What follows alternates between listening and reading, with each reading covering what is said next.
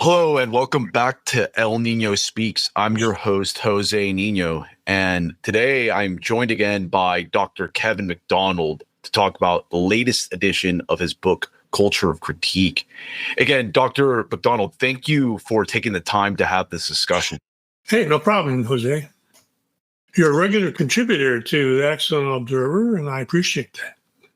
No problem. I've always enjoyed what you guys have to offer at the Occidental Observer, and I'm glad and I'm thankful that you allow me to contribute my insights on the Jewish question and how it's evolving real time. But it's great that we still have this type of forum to share our unique perspectives worldwide on this issue. Now, let's just start with the basics of like the origins of your Culture of Critique book. What inspired you to write it in the first place? Well, I wrote two other books, and I started out in 1994 with The People that Shall Dwell Alone. It was about the history of Judaism and how they got along with other people and how they policed group boundaries and levied taxes on their own members, how they organized interactions between Jews and non-Jews, and that sort of thing. So that it was not controversial, really. And it got some good reviews in the evolutionary literature. Then I wrote Separation Discontents, and that was more controversial because it was about the history of anti-Semitism.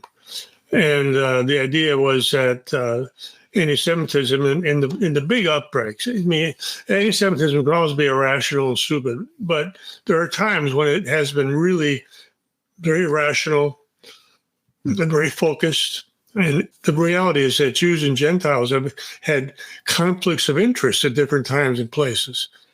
So the big uprisings, the big, uptakes in anti-Semitism have always involved these major conflicts of interest, oftentimes having to do with Jewish domination of the culture of the business environment, oppressing non-Jews, that sort of thing, and so that's really where that became much more controversial. And so there are many fewer reviews of that one, but then in doing that, I came across psychoanalysis and some other things, and immigration, just reading general things about Jews. And I said, well, there's a lot more here. And the fact is, it took a long time between 1994, when the first book came out, and 1998, when the last two books came out. The publisher was agonizing about it, and they got these reviews. The reviews were uniformly negative. They were emotional and crazy, and who could take them seriously? So, who was the publisher in this case? Prager. Okay, the academic publisher, and but they were dragging their feet for like 4 years. So in that time, though, I didn't stop writing. And I expanded it, and it was just two books going to be an anti-Semitism. That became Separation Discontents, but then the third one became Culture of Critique, because by that time I compiled material on Jewish involvement in immigration policy. I compiled material on psychoanalysis and the Frankfurt School and other things. And so this was, the book was too long to be a single book. And so I broke it off, and Culture of Critique then became a standalone volume. And that one has been really controversial, because basically I say that Jews have entered our Western culture, and they have gradually become more and more powerful. So that now they're in a position of dominating things like the United States foreign policy. And so that book became very controversial. It was not reviewed at all, hardly. Frank Salter wrote a nice review. He's an evolutionary psychologist as well.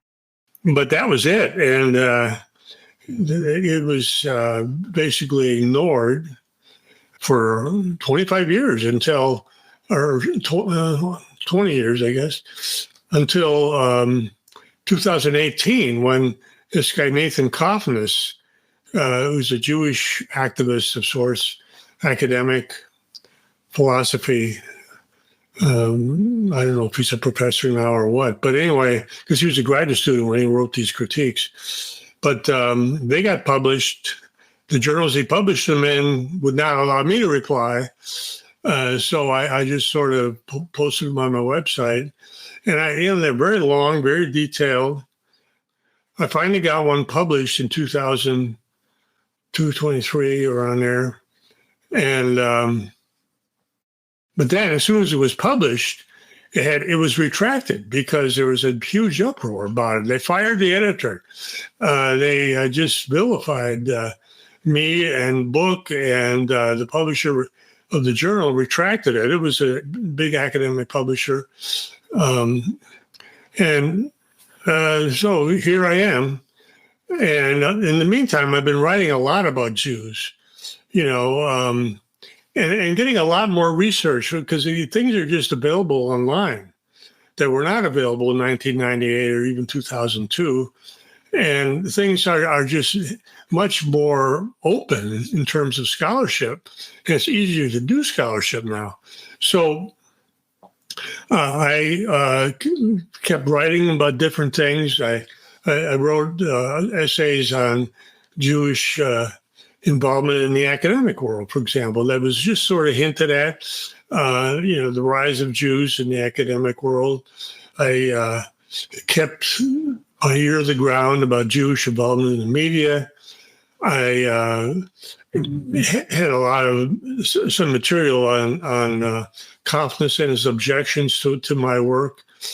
And so it expanded. All the chapters had been lengthened, which is in a way unfortunate because it's become a real tome now, and I'm afraid it's too long, but it's 770 pages, including, I suppose, the references, but not including the footnotes. And anyway, it's become very long, so it's not something you can read in a night or two. But I think it's a big update, shall we say. It's 40% larger than it was before. And, just a lot of changes. Things like in the second chapter on Boas in the psychoanalysis, and the Boasian movement in anthropology that basically eradicated racial difference research and race differences. We can't imagine the atmosphere of the 1920s in America and Western Europe. Race was taken for granted. People understood it was important. And here comes along Boas, and he without any real data, managed to dominate the American Anthropology Association. And they just rejected the idea of biological influences on culture. They promoted the idea that all cultures, it's all about a matter of culture, and genetics can be ignored. And, it was very successful. They dominated the American Anthropological Association, and here we are today, same thing. But now in this version, I have a lot more material on how Boas interacted with all these Jewish activists and fundraisers. His research was supported by wealthy Jews like Max Warburg and Felix Warburg and people like that. He was very much involved in the Jewish scene in New York City. He was a professor at the University of Columbia University, and so the material like that was not available. Because now you can get Franz Boas's letters online, and you can go through his letters, and you can look for things that would be relevant to my book, and there's a lot of it. And I have a section on Melville Hershkovitz, who was a student of Boas and became a professor at Northwestern, and was, a fixture in the American Anthropological Association, very influential. And, he had the same kind of sort of leftist views, typical of American Jewish community at the time. It's still typical of the American Jewish community. So that expanded greatly. And there's just a whole lot of new things. In these letters that Boaz wrote, what was he mostly discussing? Was he talking about like the logistics and coordination between him and other Jewish intellectuals and other organizations, or was he talking about like his overall ideology that he was pushing in the anthropological fields? And he was interacting with these influential, wealthy Jews, trying to get research support partly. So he would submit grant requests from these people. That kind of thing. And can you name a few of those people? Like you, I believe you said Warburg, and who else? Well, I'd probably have to go back to that chapter. Anyways, with respect to Boaz, was he always an academic? That's his background, correct? Oh yeah, he was Jewish. He was came from Germany, and his family was very influenced by the 1848 kind of disturbances, revolutions in Europe. They were very much on the left. Related to your other question, Jacob Schiff was another one. Oh, that's what was it. I was about to guess that. Yes. Yeah. And Felix and Paul Warburg were important. Schiff was vice president, for example, of the Baron de Hirsch Fund, which assisted Jews to settle and so on in Israel and America, Palestine at that time.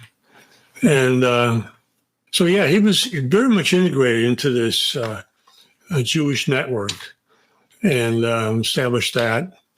And some people say, well, Boaz supported, he wrote letters to the New York Times supporting Germany in World War I. But the fact is that the Jewish community favored Germany in World War I. But then as soon as the Bolshevik Revolution happened in the Soviet Union, became the Soviet Union, they switched their allegiances and quickly adopted, became part of the Allied side.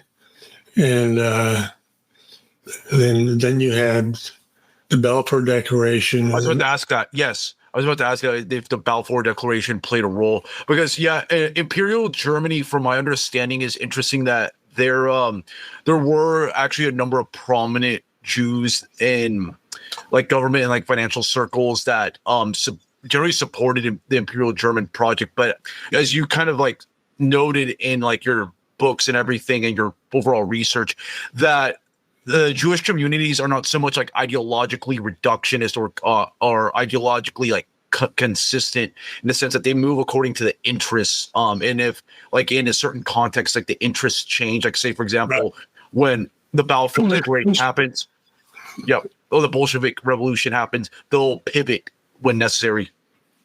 Yeah, they don't have principles per se. And I think that too many Americans, especially conservatives, have principles that they would basically die with their boots on rather than violate these principles. Jews never think that way. They always say, what are our interests now? And they try to advance their interests. And so they've been very successful at that. The other thing I'd like to mention, I have new material on the psychology. Why are Jews so influential? As a tiny minority, and they have been throughout history, they've been very influential. And they have, how can they be so successful? And Nathan Kofnas, who's the critic I mentioned before, and I've written a lot on Jewish IQ. In the first book, 1994, I emphasized Jewish IQ, and I actually, my estimate on the high end for this, except Richard Lynn's estimate, about 111 for Ashkenazi IQ, but it is lower in Israel. But they still have this elite, very intelligent elite. But that's not the whole story. There are other things, individualism and collectivism. They are very ethnocentric, and that means they're able to create these very cohesive, self-reinforcing groups And groups are more powerful than individuals. If you have like the American Anthropological Association, you had this group of Jews, and their allies among non-Jews, and so they had a cohesive core there, and they were then able to influence policy much more effectively. And actually, another theme is the role of Gentiles, non-Jews, in these Jewish groups, fundamentally, like neoconservatism. These groups tend to make opportunities for non-Jews because they're a very small minority. They have to have people on their side who are not Jews, and that was especially obvious with neoconservatism. Neoconservatism is a Jewish movement. I have a whole new chapter on that. And that was not included in the first edition or the second edition, because the Jews, they were just not as important at that time. But shortly thereafter, with the Iraq War and everybody talking about how the Iraq War was for Israel's interest, I documented that and put that in there. But one of the things about neoconservatism, it offers a lot of opportunities for non-Jews. You have all these think tanks. You have opportunities in the media. People like Bolton, John Bolton, is a non-Jew, and he's in that sort of atmosphere, and he's been able to benefit greatly from it. And so he's a total war hawk, and he may even believe it. I don't know, but his views are definitely on page with the neocons, and of course, he's been hostile towards Trump, even though Trump hired him for a while. He's been extremely hostile towards Trump. They broke it off, and but that's typical. So ethnocentrism is very important. It produces this ability to cooperate in these highly cohesive, mutually reinforcing groups. Intelligence is very important, and as Kaufman would agree. But then also it produces wealth, and American Jewish wealth is legendary, and it's certainly their average income and everything is certainly way above non-Jews, including white people. But just recently, Larry Ellison became the richest man in the world, richest person in the world. Yeah.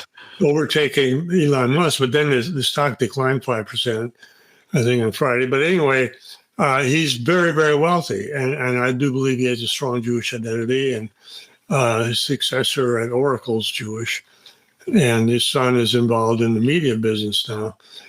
So they're making moves. Yeah, they're making some big moves right now. Yeah, big moves. And, it's very important. The intelligence is going to be correlated with being academics. But also when you have this group centered, when you have people on the same page. Because a lot of my book has to do with these Jewish intellectual movements and how they mutually promote each other. And they have a cohesive core. And I draw in an important paper by an academic named Fossey, and they talk about how these successful intellectual movements, have based on people who are mutually reinforcing and support each other, and they have a sort of unified viewpoint, and they have a grudge against the society. And that's very important. I mean, Jews have a grudge against Western culture, Western history. From their point of view, they've been persecuted by Christians since the time of the Roman Empire. And, you go through the Middle Ages, Jews were oftentimes excluded. They were expelled from European societies, dozens of times. And so there's this chip on their shoulder. And in particular with America, what rankles Jews is the 1924 immigration law. And that was a law that really promoted the idea that America wanted to have an ethnic status quo. And they didn't want any more massive immigration from Europe or anywhere. And so they advised they didn't end immigration completely. They kept it going, but they favored people from Western Europe and Northwestern Europe in particular, because those are the people that built the country. And so they favored them. And well, the Jews felt that was a slap in their face because they were from Eastern Europe in general. And they were, felt left out. And so they lobbied intensely for 30 years, from 40 years, from 1924 to 1965, and they were finally successful with the 1965 immigration law. So the intensity and the persistence of these Jewish groups is really noteworthy. And one of the features of the preface, of the new preface, is I talk about these psychological traits. It's way beyond intelligence, and even ethnocentrism. I mean, emotional intensity is critical. These people, when they have a cause, they get totally into it, totally behind it. And so conscientiousness, another trait.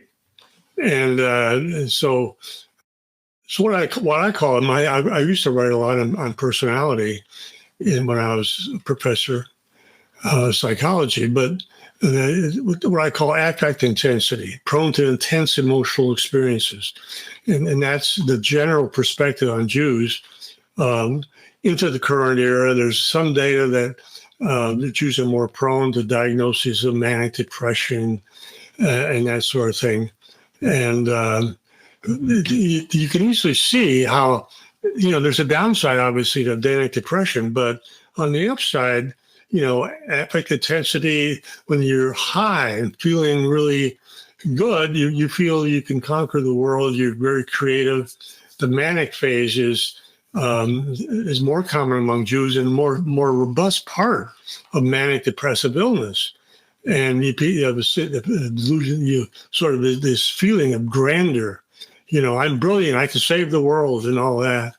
Obsessively working on projects. And so this is very important. Being high in emotionality is linked to creativity. And Jews are often take leadership positions. I'm very struck by Albert Lindemann. He wrote the book called Esau's Tears, very important book. And he says, if one accepts that anti-Semitism was most potently driven by anxiety and fear rather than contempt, the extent to which Trotsky became a sort of icon or preoccupation for anti-Semites is significant. He writes of Trotsky's, talking about Paul Johnson, his demonic power. He's repeatedly to Zinoviev or Yurisky, these are early Bolsheviks, and Trotsky's boundless self-confidence, his notorious arrogance, sense of superiority. And Jewish sense of superiority to non-Jews is legendary. And this feeling that we're better than the rest of you guys, and the impassioned moralistic rhetoric that you often see from Jewish writers, including Jewish academics writing about Jewish history. They have these emotionally descriptive narratives, dramatic, colorful, and violent episodes that they describe these things in a way that sort of tugs at your emotions, and very short on analysis because they don't want to talk about why non-Jews might have had a problem with Jews at that time. And oftentimes Jewish persecutions are exaggerated dramatically for particular reasons. A lot of good writing by Andrew Joyce and actually other academics showing that back in Europe and in Russia in the 1880s, there were pogroms against Jews, but they were grossly exaggerated in American media. And the whole point was to get Jews to be able to emigrate to America, feeling feeling sorry for them and all that. But in fact, it was really economic immigration. And these people did very, very well once they were in America. They came in. An awful lot of them were Orthodox. These are people that never bothered to learn the language of the countries they were. Yeah, the brother Shtetl. They never learned Polish in Poland, me and you, some did certainly. The other thing is the other trait I emphasize is aggression, and this again is in the preface. Jews are very aggressive people, and we see that now with their foreign policy in Gaza. I mean, I just read the other day. It's too late to get in the book, but Jews are involved in military things in Syria, in Lebanon, and of course in the West Bank, which they want to annex quite soon, I believe. And of course in Gaza, which is, just a blood.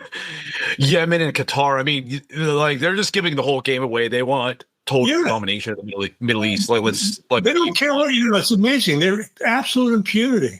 They even had drones going over to Tunisia to bomb these boats that were in a flotilla, but Greta Thunberg was going to come there, and they had this big flotilla, and Israel was sending drones after it. I mean, and of course the bombing of Qatar, it was amazing.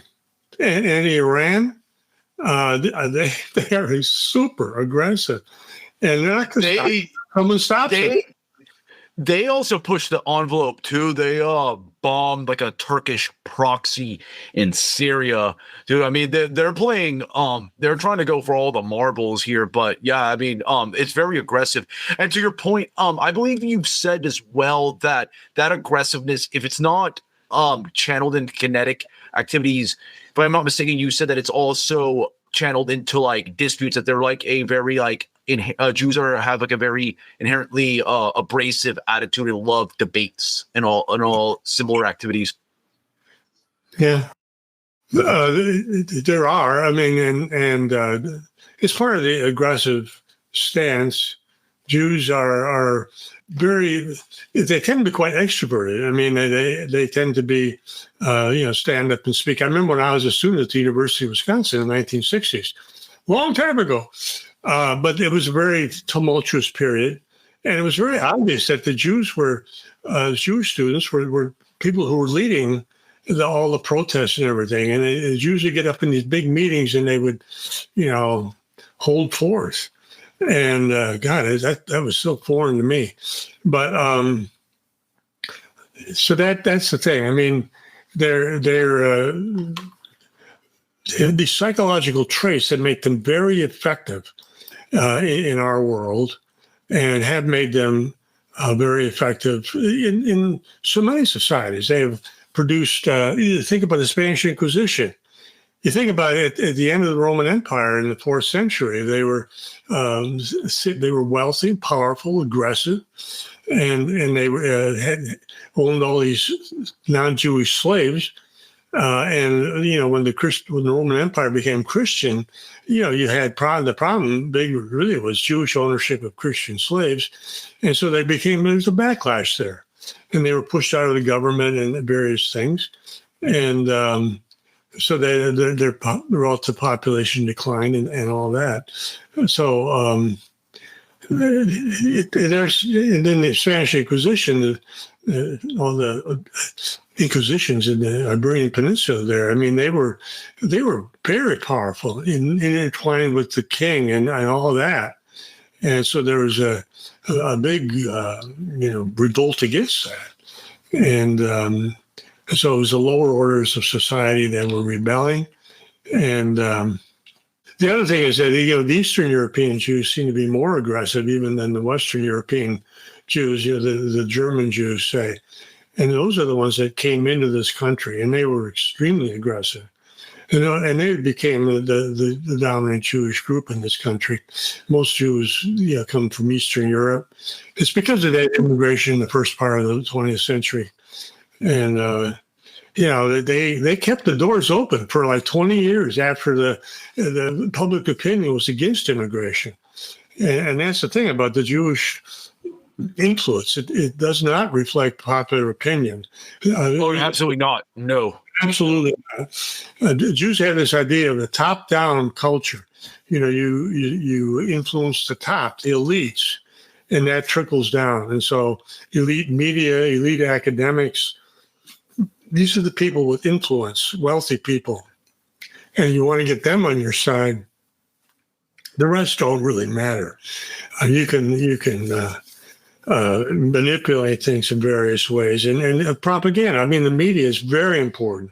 When I was growing up, there were 3 television networks. They were all owned by Jews, and they had this sort of liberal perspective on things, and that was the thing that I grew up on, and I'm sure that had an effect. It certainly had an effect on the culture as a whole. I mean, you look at those networks, and it was it's just really it was sort of liberal. It wasn't leftist. It wasn't radical, but it was pushing. When you had the civil rights revolution, they were all behind it totally, and it became you had to be a real dissident to be against the civil rights movement in the 1960s. It was just pervasive and absolutely, Southerners were hated. I mean, again, I remember my college years in 1960, and I had roommates who were Jews, and I knew a lot of Jews because I was involved in that campus stuff. But it was like they hated Southerners, and it was just like visceral hatred. But that was the time when Jews really entered the American universities, especially in the 1960s. There were certainly Jews before that, like Ernst Boas, but the big rise in the 1960s, and by the end of the 1960s, you had a very, very dominant, really, elite. And they focused on elite universities, and they were good. I mean, they published a lot. They were in philosophy and the social sciences. I was in the philosophy department at the time, and all the young professors were Jewish, and it changed the whole tenor of the department. And I, of course, was unconscious of this at the time. I've been accused of having these attitudes from way back when, but I didn't. It was very gradual. In the 1960s, I was very pro-Jewish, if anything, and very, very much on the left. And it was a gradual process heading the other way. But the 1960s were a critical period for the whole America. It's a watershed decade. And so in 1969, there's a big survey of academics.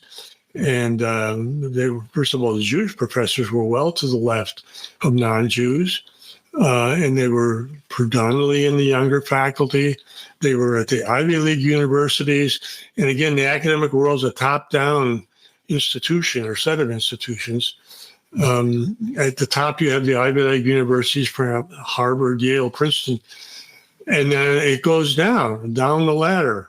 And then you have, University of Wisconsin, where I went to school, University of California, University of Michigan, but then you go below that, and then you go to the state universities, and they may not have graduate students or only have master's degree students, like my university did. And then you go down to the K-12 system, the kindergarten to grade 12, and so it filters down.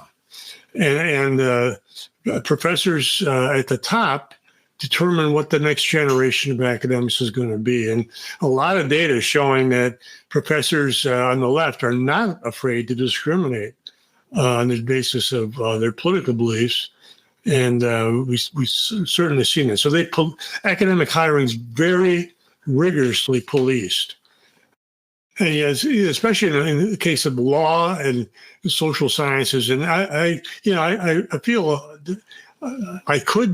somebody should do research on Jewish involvement in the legal profession and law. One thing we do know is that Jews are vastly overrepresented in the elite law schools. And again, elite law schools determine the next generation of elite lawyers. They go to the big law firms. They go to other universities as faculty members, and that sort of thing. So very important. One thing I wanted to ask you, because I always found this fascinating in your just articles and books, like the interplay between Jews and Gentiles in Jewish-dominated organizations? Because when you take a look at like the American Anthropological Association or just any nonprofit or institution, you always have like leadership, the donors, the staff, and then like the broader membership base. Where is in these organizations, where is it that the Jewish overrepresentation is most pronounced? I would say, well, you look at what Jews have done is to dominate the high points of the society, or attempt to at least. And they have been quite successful in doing that. I don't know if one's more dominated than another. We're seeing now Jewish domination in American foreign policy. We're seeing Jewish domination now in the academic world, via what happens to the protesters, pro-Palestinian protesters, as opposed to what happened to the George Floyd protesters. Oh, it's night and day, right? No, yeah, night and day. Yes, not even close. No. Not even close. Yeah, I've seen some people on the right and conservatives try to like draw an analogy to like BLM and the pro-Palestinian protesters. And now there is some superficial truth that there's overlap, that a lot of pro-Palestinian protesters have like the Judeo-leftist like beliefs of like race and all that. But in terms of how big those protests got and the type of like state repression that was directed against them, it's not even comparable. Like the pro-Palestinian protests were just clobbered from the jump, whereas BLM was allowed to rampage for months, not years, and there's still like residual effects from that too. Not even close. They could burn bill. It did anything with the Black Lives Matter.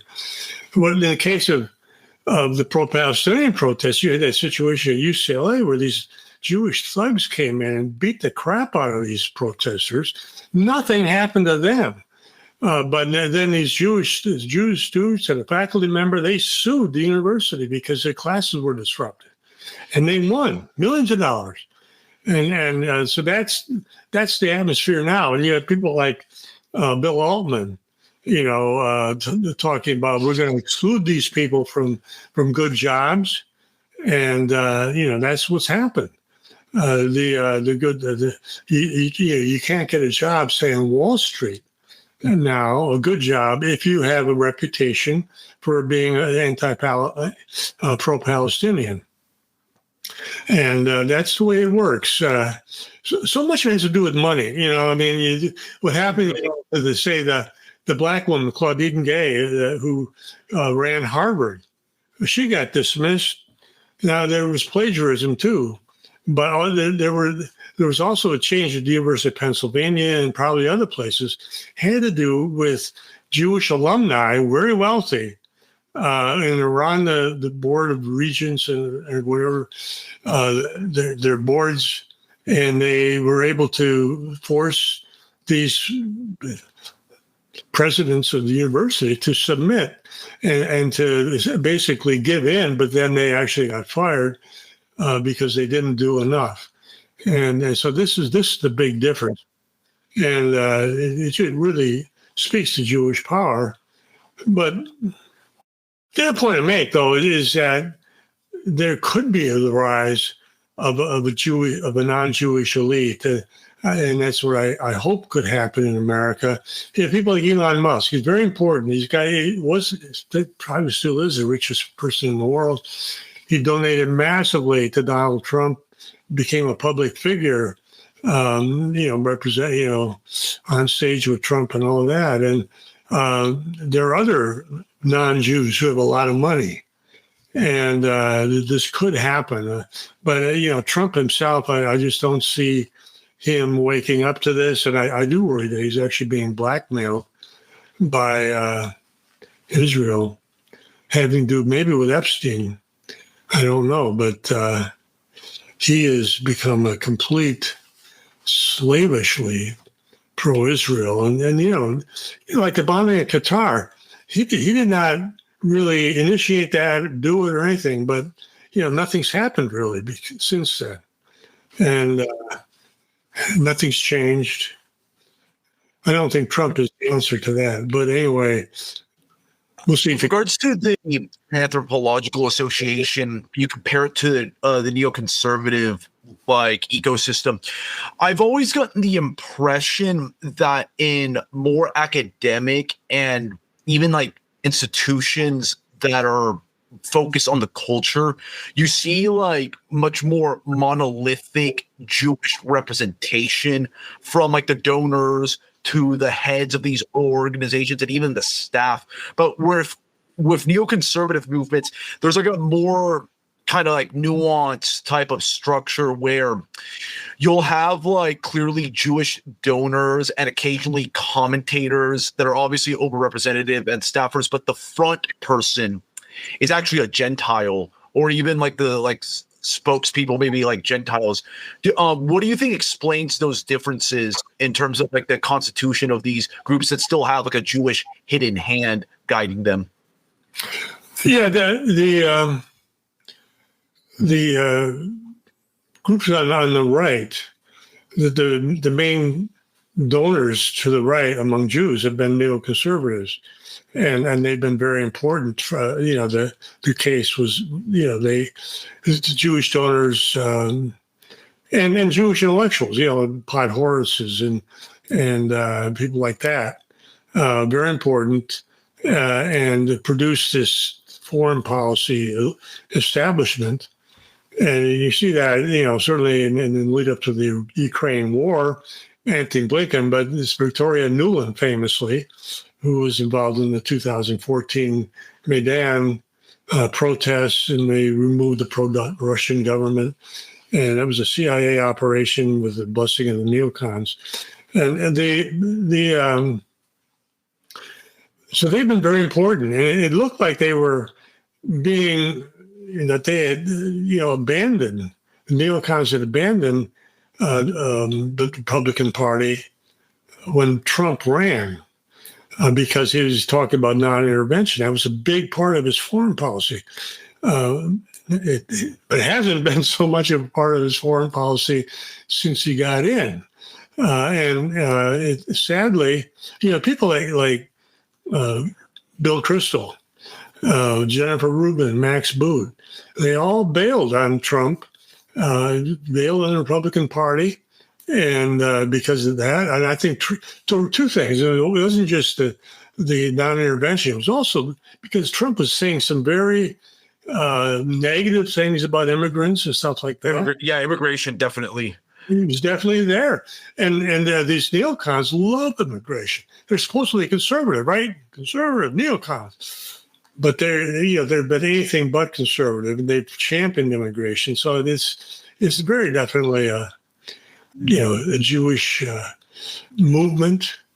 And the sad thing is now the American foreign policy still seems to be under strong neoconservative influence. During the first Trump administration, you had Mike Pompeo. He's a radically neocon, and even now you have people. A lot of people have said Ratcliffe is not really a non-interventionist, the head of the CIA. So we'll see. And you have Marco Rubio as well, who's basically calling for military escalation against Venezuela, and he's one of the staunchest Zionists. And in fact, that Cuban Republican constituency is one of the more solidly pro-Zionist coalitions in America that's non-Jewish. Yeah, I just saw today he was in Israel with Netanyahu. He's at the Wailing Wall with his beanie on, the kippah, and showing the solidarity there with Israel. And there's no question that people like Rubio, it's sad that Trump appointed Rubio, and then the other guy is Witkoff, who's Jewish, and it's hard to trust him. So, yeah, these guys are very definitely neocons are anything but dead in American. No, definitely not. They have in many ways like full spectrum dominance in terms of like that they at least like Jewish representation in these institutions. They've captured all sides of the aisle, from neoliberal interventionists, neoconservatives, and all these other like segments of the political arena. They have domination, even in the so-called populist right. Like even Norman Podhoretz, for example, it actually latched on to Trumpism, and then he even said it himself that like Donald Trump is just Pat Buchanan without the anti-Semitism, and that's they cover all their bases. And this type of, when you look at their moves in aggregate, it's done to create like a system that benefits organized Jewry in one way or the other. Yeah, they don't want to be associated with just one political party. Yep.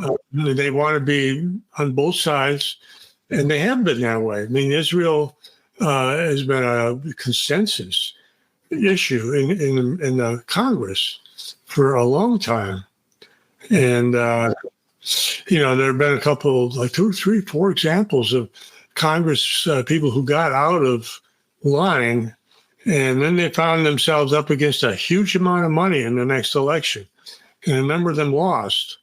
Yep. So the message is quite clear. This is something you cannot do, folks.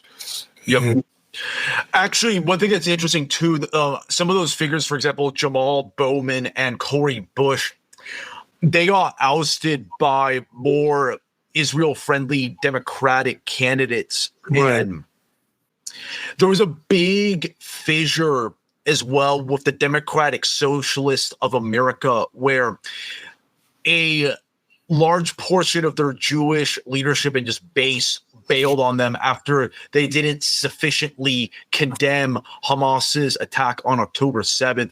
And this dynamic has created something very interesting, where Alexandria Ocasio-Cortez, seen as like the darling of the DSA, has actually become much more moderate on the issue of Palestine, and to the point where Thomas Massey and Marjorie Taylor Greene on the other side of like the Republican aisle, or have actually been more vocal against the issue than AOC, because and I would argued it's largely because of this dynamic where you knock off several members of the squad like Jamal Bowman and Cori Bush, and then you see these fissures within like the broader DSA network that AOC has been affiliated with. They're sending a message that if you guys step way too out of line, we're gonna keep you in check and knock off some of your lieutenants. And then result, she's really moderated on this. And I've talked to many progressives and people on the left who have said that she has been remarkably milquetoast in the last few months on this issue. Yeah, and that's the reality. And you can always find somebody who's ambitious and has no principles, and they'll just take the side of the Israel lobby and get elected. Get a whole lot of money, good media coverage, and the whole thing, and they will make it. So interesting about Ocasio-Cortez. But it's probably typical of a lot of people. Yeah, she's got presidential aspirations as well. She's also really eyeing. So that's how the game goes. And also to further underscore this with regards to Thomas Massey, who's like a libertarian Republican, he is going to face a very stiff primary challenge now because of the absolute deluge of money from nationalist Zionist Jews that are trying to prop up a candidate. And Trump has also jumped in the mix. So Trump has more of like the kind of like, it's just because of the fact that Massey's been a thorn on his side, not just with foreign policy, but also on certain votes of fiscal related issues. But nevertheless, it should be seen as just cover for Jewish interests, because they're just piling on him, because Massey has been the most consistently anti-Israel Republican when it comes to voting against legislation to give them aid, weapons, and all that noise. Yeah. And it'll be interesting to see what happens in his election. You wonder, again, money and media coverage are very important in elections, and we'll see what happens. But yeah, he's a good guy. Now, with regards to the 2020s Are there any dynamics that you've seen with regards to Jewish political organizational strategies that have actually surprised you and have made you reconsider certain points that you've previously detailed about organized Jewry in the United States? Talking specifically about 2020? Yeah, and like especially in this era, because I believe that we are going through some profound changes. But Yeah. is there anything in particular that has made you reassess like your initial like thesis about Jewish overrepresentation in U.S. politics? That's an interesting question. They certainly have got to. They're doing damage control now on Gaza, but they haven't. The big organizations, the power, the money are still 100% pro-Israel, and so I don't see a change there. It could be that they are more open to Donald Trump than they had been, but I don't know. Do you see anything? It's an interesting question. I have noticed more Jewish money and media muscle go to the right since October 7th. The so-called vibe shift. That's what I've noticed. And it's actually much more pronounced too, because there were obviously in Trump's first administration, you had like the people like from the Claremont Institute, the more Harry Jaffa style neoconservative Jews, like the West Coast Straussians back Trump. But you've seen more kind of like centrist neoliberal types like Bill Ackman throw their money behind Trump and Republicans. And I am also noticing as well with the broader decline of like the Northeast establishment, like cities like New York City becoming like much more inhospitable, I am noticing as well a significant Jewish exodus to the South, especially South Florida, which has become one of the biggest hubs for not just American Jewry, but international Jewry in general. And there's a lot more power being concentrated there. And Florida as well is also very overrepresented, both in terms of Jews and Gentiles in the second Trump administration and just general Republican politics. And there's a big power dynamic there because the so-called Sun Belt, if you will, is just becoming much more economically relevant and even culturally relevant compared to, say, New York. I mean, there's still a lot of Jewish influence there, but I'm noticing it's starting to disperse a lot and become just much more pronounced. And also from my experience on the ground as well, when I would go to like Republican events with my friends, especially when I was living in Texas, I did notice in like blue cities, there are more Jewish people in like the Republican apparatchik structure. They're starting to go more hands-on there as opposed to being like the hidden hand or like the donors, because I think that there is a growing distrust among the Jewish community of having Gentiles being the front person. And I think this trend is already in place with the Democratic Party, where you see at the state and federal level, there's actually much more Jewish representation among elected officials, because let's face it, when you look at young up-and-comers and liberal, progressive, and just general leftist spheres under 40, they're going to be very anti-Zionist or Israeli skeptic.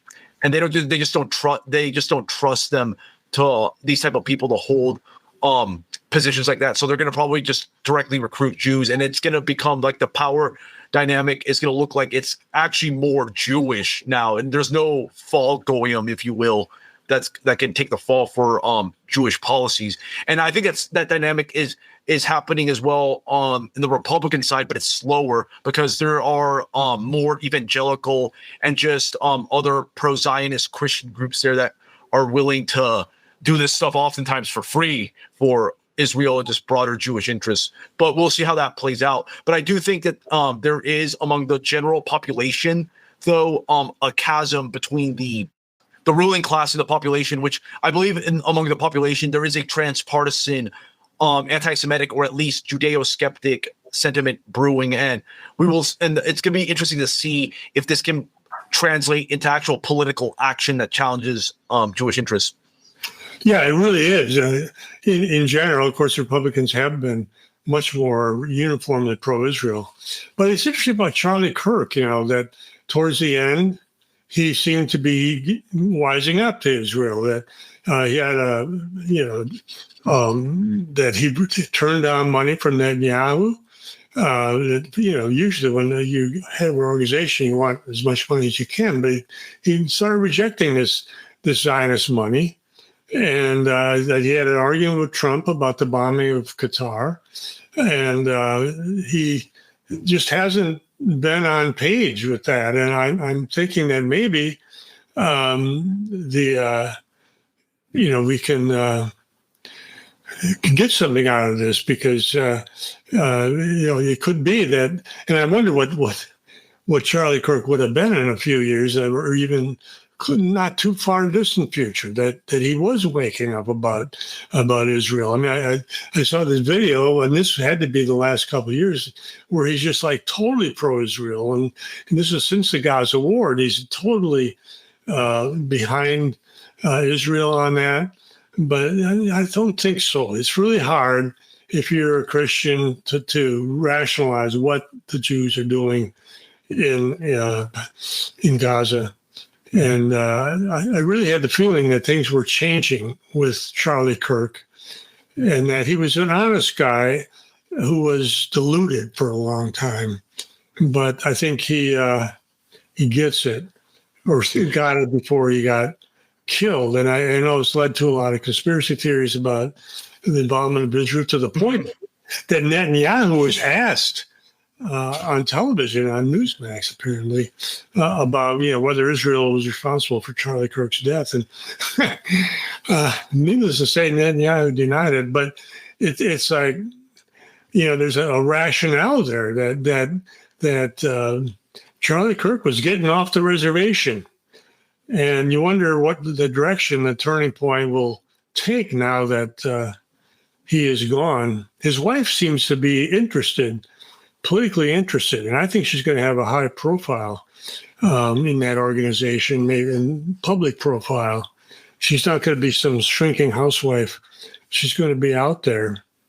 And I don't know what her attitudes are. I always worry about women, that they're not as hardcore as men about these things. Yeah. I have a nuanced perspective on this.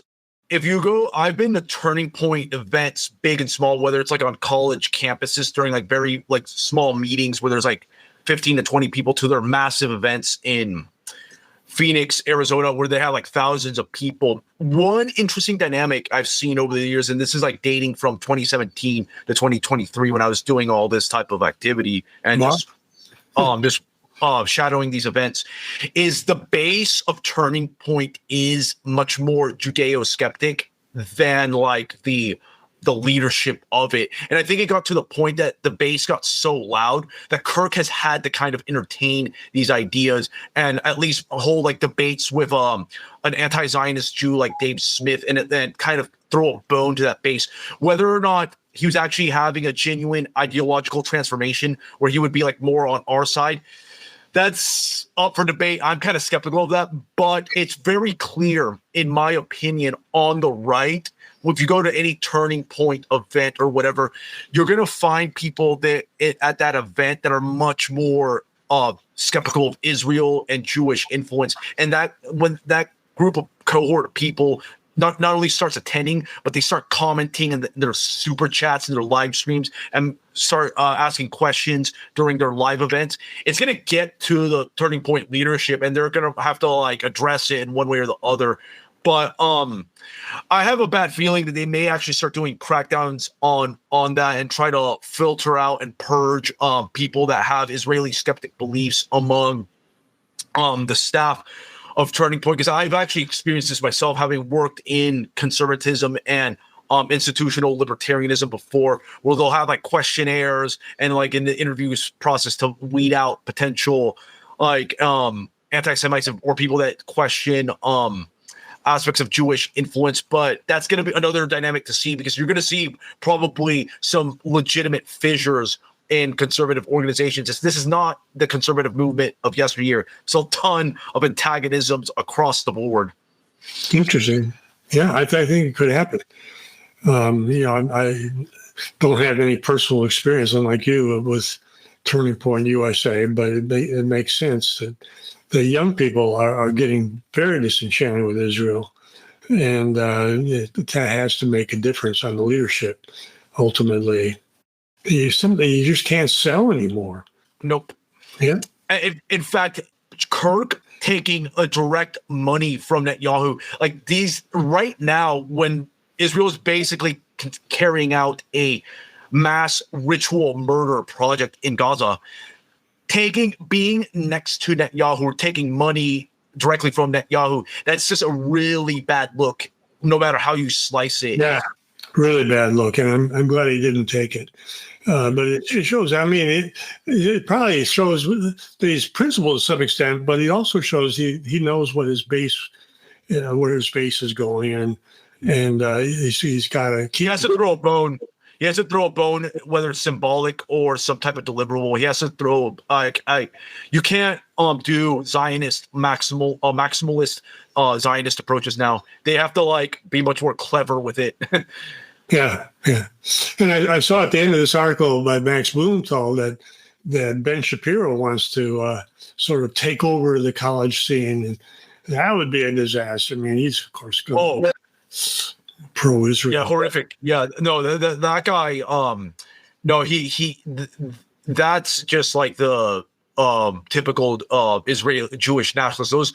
Those guys are accelerationists. Actually, when it comes to Israel, they want greater Israel. They want the whole annexation, not just of Palestine, but making moves on Syria, parts of Saudi Arabia, Turkey, all that. They're going for all the marbles. They want Jewish supremacy in the Middle East.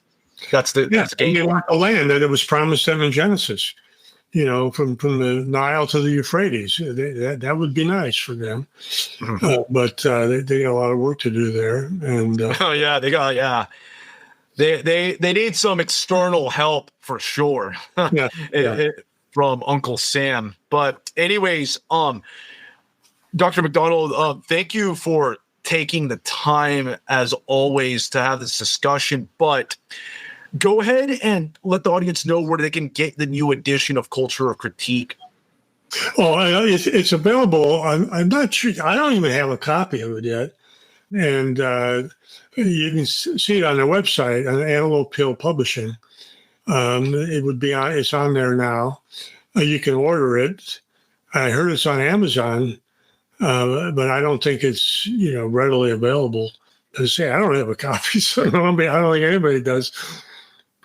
All right. Well, thank you again for coming on to the show, Dr. MacDonald. And to my audience, as always, your attention is appreciated. And that's all for today on El Niño Speaks. So make sure to subscribe on Substack to just keep up my interviews and general political commentary. And with that, El Niño has spoken.